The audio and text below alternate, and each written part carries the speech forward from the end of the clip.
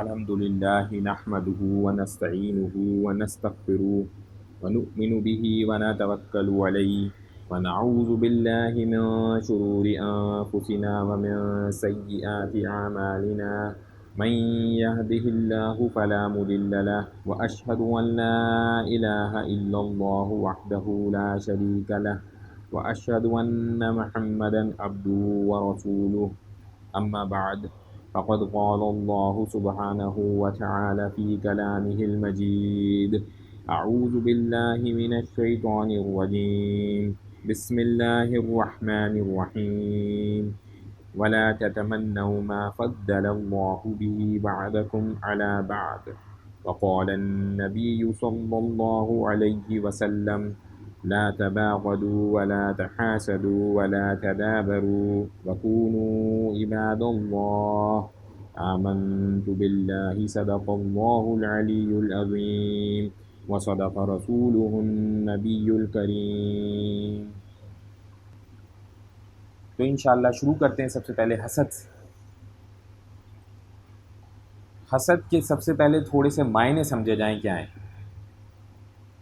حاسد کی خواہش یہ ہوتی ہے کہ فلانے کو جو بھی نعمت ملی ہے وہ اس سے زائل ہو جائے، یعنی اس کی خواہش، حسد کرنے والے کی خواہش یہ نہیں ہے کہ یہ مجھے مل جائے، اس کی خواہش یہ کہ اس کو جو ملا ہے نا وہ اس سے چھوٹ جائے۔ یہ حسد کرنے والا ہے۔ انا للہ و انا الیہ راجعون۔ اور یہ ایک اتنی کوئی خصلتوں کے اعتبار سے سب سے زیادہ خطرناک خصلت ہے۔ اس کا اندازہ کیسے لگایا جا سکتا ہے؟ آپ لوگوں کے سامنے پڑھتا ہوں۔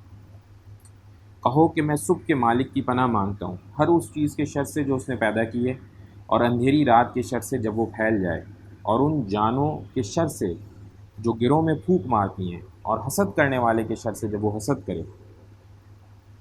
تو حسین بن فضل رحمہ اللہ وقت کے ایک بڑے اللہ والے فرماتے ہیں کہ اللہ تعالیٰ نے اس صورت میں ہر نوع کی شرور میں سے کچھ کو بیان کیا، یعنی تمام طرح کے شرور میں سے کچھ کو بیان کیا۔ شروع میں تو اللہ تعالیٰ نے کہہ دیا نا کہ میں تمام جو اللہ تعالیٰ نے شرور پیدا کیے ہیں ان سے پناہ مانگتا ہوں، لیکن اس کے ساتھ جوڑ کے کیا کہا؟ لیکن اس کے اختتام کو حسد پر کیا۔ اس سے معلوم ہوتا ہے کہ انسانی طبیعت میں سب سے بدترین خصلت حسد۔ بہت اس سے بچنا بھی چاہیے اور اپنے آپ کو محفوظ رکھنے کا اہتمام بھی کرنا چاہیے۔ یہ دونوں چیزیں تو سب سے بری چیز، اور صرف یہی ہے کہ اس میں اپنے حاصل کرنا مقصود ہی نہیں ہے، دوسرے سے زائل کرانا مقصود ہے، اس سے چھین جائے یہ نعمت اس کو کیوں ملی۔ تو اسی طرح سے سورہ بقرہ آیت نمبر 109، اکثر اہل کتاب تو اپنے حسد سے حق ظاہر ہونے کے بعد بھی یہ چاہتے ہیں کہ کسی طرح سے تمہیں ایمان لانے کے بعد پھر کفر کی طرف لٹا کر لے جائیں۔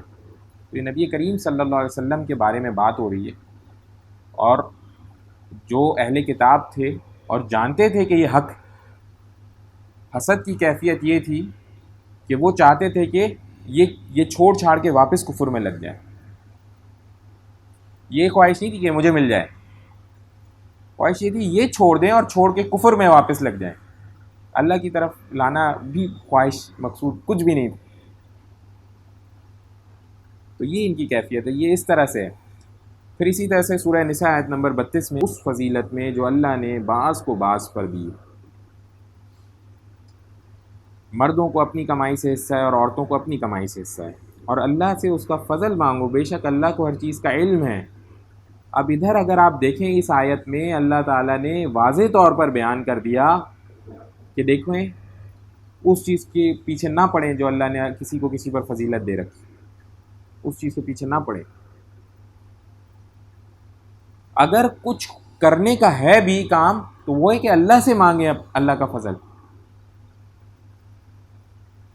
کہ اللہ اس میں پھر کوئی برائی نہیں ہے، اللہ مجھے بھی ایسا مال عطا فرما دیں، اللہ یہ حسد نہیں ہے۔ تو یہ ہے کہ اس سے زائل کرا دی جائے۔ تو ایک موقع کے اوپر اس بات کو سمجھنے کے لیے میں آپ کو یہ بات سمجھاتا ہوں کہ دیکھیں تو رشک والی کیفیت ہے، دل میں خواہش چاہت، یہ بری بات کوئی نہیں. حسد کر کے اس کو نقصان پہنچانا یہ بری بات، اور ایسا کیا جاتا ہے، ایسا کیا جاتا ہے. تو بہت سارے الٹے سیدھے اشتہارات وغیرہ بھی کبھی پڑھنے میں اگر آ جائے تو میاں بیوی کے بیچ میں جھگڑے کرا دیں گے، انا للہ و انا الیہ راجعون. تو وہ کیا ہوتا ہے، اس کی باقاعدہ پلاننگ کرتے ہیں نا. اور بھی ایک سے ایک، اگر آپ ہماری سیاست پہ نظر ڈالیں تو آپ کو اندازہ ہوگا کہ کیفیت کیسی ہے. فلانی کی ٹو میں لگ کے اس کا کوئی چیز نکال کر کے اب وہ بیان کرنا، اور مقصد کیا ہوتا ہے کہ اس کو جو عزت رتبہ ملا ہے وہ چھن جائے. اس سے چھیننا مقصد ہوتا ہے موقع کے اوپر. ہم کچھ ایسا کر لیں کہ ہم آگے بڑھ جائیں، نہیں سر، یہ اس سے چھن جائے کسی طرح. یہ حسد ہے. آج ہمارا مقصد اس سے بچنا ہے، ڈونٹ پہ بات کرنا ہے. یعنی اس پہ بات تو بہت ہو سکتی ہے، اس کے نقصانات بھی بہت بیان کیے جا سکتے ہیں، ساری چیزیں بیان کی جائے. بات آج صرف ڈونٹ سے بچنا ہے. تو کیا ہے، آگے میں آپ کے سامنے ایک اور چیز، ایک حدیث اور پیش کرتا ہوں آپ کو انشاءاللہ. حضرت انس بن مالک رضی اللہ عنہ سے روایت ہے کہ رسول اللہ صلی اللہ علیہ وسلم نے ارشاد فرمایا، آپس میں بغض نہ رکھو، حسد نہ کرو، پیٹھ پیچھے کسی کی برائی نہ کرو، بلکہ اللہ کے بندے آپس میں بھائی بھائی بن کر رہو. اور کسی مسلمان کے لیے جائز نہیں کہ وہ اپنے بھائی سے 3 دن سے زیادہ قطع تعلق رہے. اس میں بہت سارے احکامات. آج ہم اس میں سے 2 بغض اور حسد کے اوپر بات کریں، لیکن واضح طور پہ منع کیا حسد نہ کرو، آپس میں بھائی بھائی بن کر کے رہو. دیکھیں میں ایک بات واضح طور پہ بتا دوں، ایک چیز اس بات کو بالکل غور سے سمجھ لیں. یہ کائنات میں جو اوپر نیچے کیا ہے نا، اللہ تعالیٰ نے اپنی مرضی سے لوگوں کو اوپر نیچے کیا. اور یہ بات یاد رہے کہ اوپر والا بھی مجبور ہے نیچے والے کی موجودگی کا، جیسے نیچے والا مجبور ہے اوپر والے کی موجودگی. یہ نظام ایسے اللہ تعالیٰ نے جوڑا. کسی کو مال میں اگر برتری دے دی تو کسی کو طاقت میں قوت میں دے دی، کسی کو کسی ذہانت میں دے دی، کسی چیز میں دے دی، کسی کو کسی چیز میں دے دی. یہ نظام چلانے کے لیے. مالدار اس خوشی میں، اس شوق میں اگر آ جائے نا کہ میں تو بس سب کچھ کر لوں گا اور ایسا ہو جائے گا ویسا ہو جائے گا. بہت ساری جگہوں پہ دیکھنے میں آیا، ان کے اپنے گھر سے ہی نہیں چل پاتے، بیوی بچے نہیں صحیح سنبھل پاتے، تو کچھ اور تو بہت بات کی بات ہے. تو اس لیے اہم بات یہ ہے کہ اس بات کی حقیقت کو دل میں تسلیم کر لیا جائے کہ اللہ تعالیٰ نے مجھے نہیں، محنت کرنے میں کوئی برائی نہیں ہے، مال کے اعتبار سے ہو، دنیاوی کسی اعتبار سے ہو، لیکن کسی کے پیچھے ایسے پڑھنا اور نکالنا یہ چیز صحیح نہیں، جائز نہیں، بالکل جائز نہیں. پھر ایک اور موقع پہ حضرت ابو ہریرہ رضی اللہ عنہ سے روایت ہے کہ رسول اللہ صلی اللہ علیہ وسلم نے فرمایا، دوبارہ دیکھیں آپ، بدگمانی سے بچتے رہو، کیونکہ بدگمانی سب سے جھوٹی بات ہے، اور کسی کے عیوب ڈھونڈنے کے پیچھے نہ پڑو.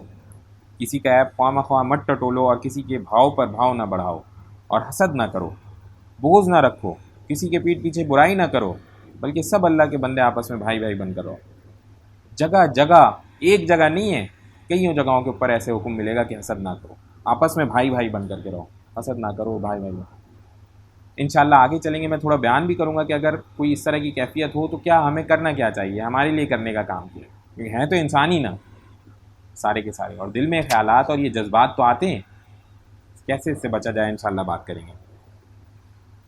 کچھ موقعوں کے اوپر کہا گیا کہ جائز ہے. اب کیسے جائز ہے ذرا دیکھیں. عبداللہ بن مسعود رضی اللہ عنہ کہتے ہیں کہ رسول اللہ صلی اللہ علیہ وسلم نے ارشاد فرمایا، حسد صرف 2 باتوں میں جائز ہے. ایک تو اس شخص کے بارے میں جسے اللہ نے دولت دی ہو اور وہ اس دولت کو رائے حق میں خرچ کرنے پر بھی قدرت رکھتا ہو. یعنی یہ کہ رائے حق میں خرچ کر رہا ہے رش کی نیت سے کہ مجھے بھی اللہ تعالیٰ توفیق عطا فرمائے کہ میں ایسے کروں ایسے کروں، یہ چیز، یہ جو خواہش ہے اس کی اجازت معلوم ہو جاتی.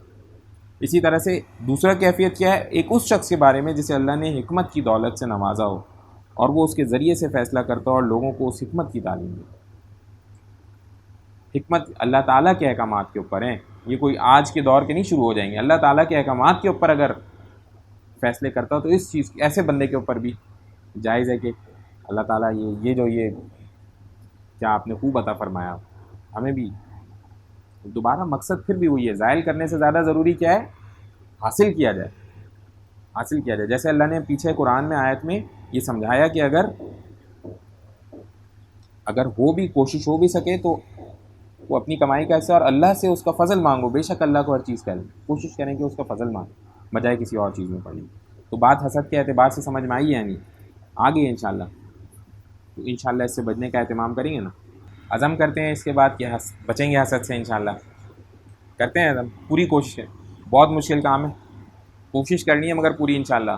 بس دعا کر لیتے ہیں ایک چھوٹی سی، یا ارحم الراحمین یا ارحم الراحمین یا ارحم الراحمین، اللہم صلی علی محمد وعلی آل محمد، اللہم اعنی علی ذکرک و شکرک و حسن عبادتک۔ یا اللہ اپنی سچی محبت عطا فرمائے، یا اللہ نبی صلی اللہ علیہ وسلم کی کامل اتباع عطا فرمائے، یا اللہ رب العالمین یہ جو برائیاں ہیں یا اللہ یہ ہم سے زائل فرما دیجیے، یا اللہ اور ان سے ہمیں زندگی بھر کے لیے محفوظ فرما لیجیے۔ سمعنا واطعنا غفرانک ربنا و الیک المصیر برحمتک یا ارحم الراحمین۔